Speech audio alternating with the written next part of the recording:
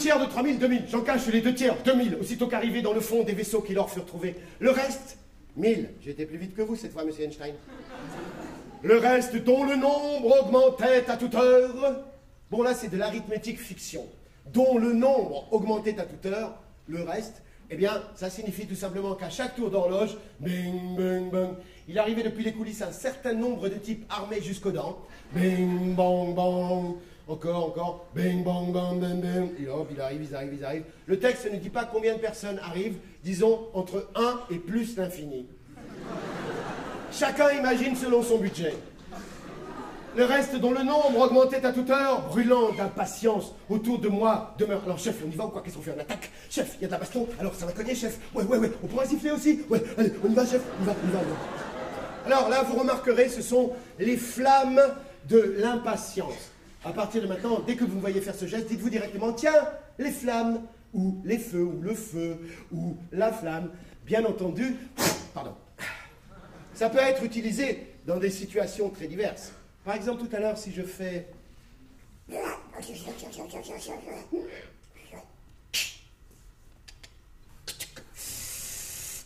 Ne vous dites pas, mais pourquoi gratte-t-il sous la casserole? Alors, brûlant d'impatience autour de moi demeure, se couche contre terre, et sans faire aucun bruit, passe une bonne part d'une si belle nuit. Ça, c'est dur pour le comédien. Le type, il entre en scène, après une demi-heure de spectacle, déjà il doit jouer le rôle du reste qui augmente le nombre.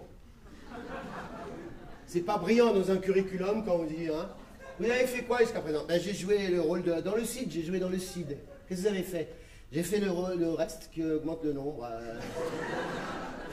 En plus, le mec, il rentre, et à peine est-il entré qu'il se couche contre terre et sans faire aucun bruit, passe une bonne part d'une si belle nuit. C'est maigre pour se faire remarquer, hein.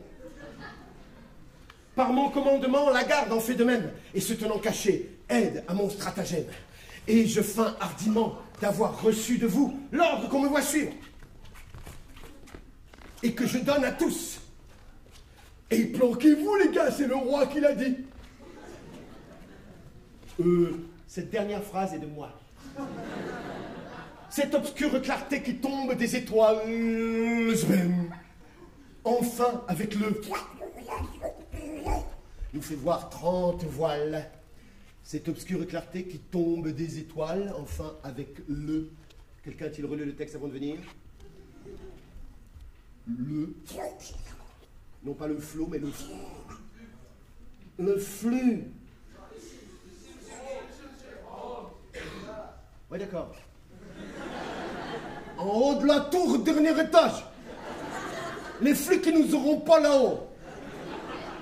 D'accord, le flux là-haut. Non, il est fort. Parce que moi, je dis, enfin, avec le flot, le type, il fait fla, fleu, fli, flot, flux. On va l'avoir, notre Mathieu.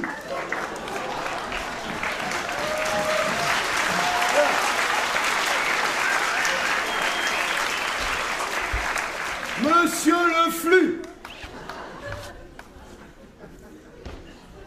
Vous avez gagné le privilège, tout comme Monsieur Einstein, qui nous a donné les limoncello, de nous donner un mot qui nous servira tout à l'heure. Où est-il, Monsieur le flux? Voilà.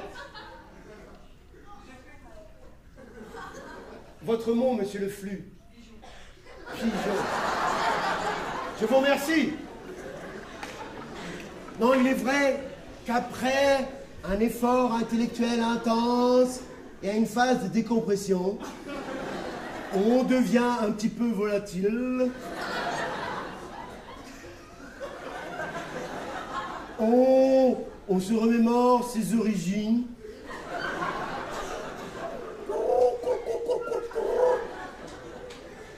Pigeon, monsieur. Et on crache à la face du monde sa propre identité. Pigeon. Eh, Pigeon, tu veux descendre du poulailler, venir en bas? Leur filer un peu de grippe aviaire? Et que ça veut dire aviaire, monsieur?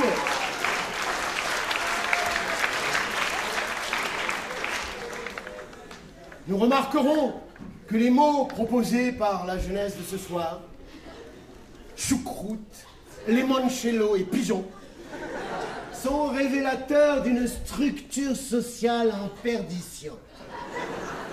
Il faut faire quelque chose. La méthode Sarkozy n'est peut-être pas la bonne. Réprimer, réprimer. Comment faire pour éduquer ces pigeons et en faire des aigles? Ou pour le moins, des goélands? C'est pas grave, ma poule, on va arranger ça. Voilà. Attention. Je disais, cette obscure clarté qui tombe des étoiles, enfin avec le flux, nous fait voir 30 voiles. L'onde s'enfle dessous. Bon, ça c'est de la poésie. Seuls M. Einstein et M. Le Flux sont capables de comprendre.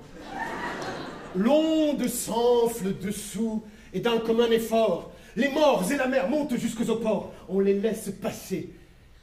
Tout leur paraît tranquille, point de soldats au port, point au mur de la ville.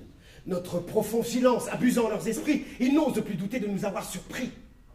À ce moment-là, Rodrigue se met à jouer pour Don Fernand le rôle du mort, qui arrive sur son vaisseau et dont l'esprit est abusé par le profond silence de son ennemi.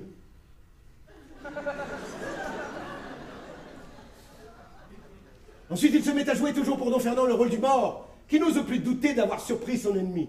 Pigeons, on va les avoir.